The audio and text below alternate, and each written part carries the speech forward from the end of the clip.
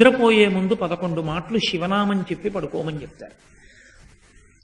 తెల్లవారి నిద్ర లేచేటప్పుడు మీరు పరమశివ భక్తులైనా సరే, మీ కులదేవత పార్వతీ పరమేశ్వరులైనా సరే, శివ అంటూ లేవడాన్ని శాస్త్రం అంగీకరించదు.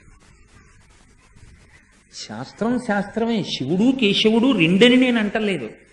కానీ దేని స్థితి దాందే అంతే.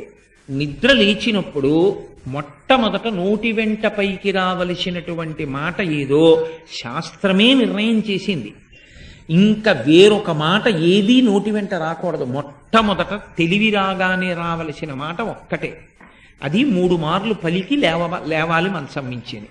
శ్రీహరి శ్రీహరి శ్రీహరి అన్నారు. 3 మాటలు శ్రీహరి అన్న నామం చెప్పి మాత్రమే లేవవలసి ఉంటుంది. అంటే జాగృతి ప్రారంభమైంది. నిద్ర లేచాడంటే రక్షణ చెయ్యవలసినటువంటి వాడు శ్రీ మహావిష్ణువే.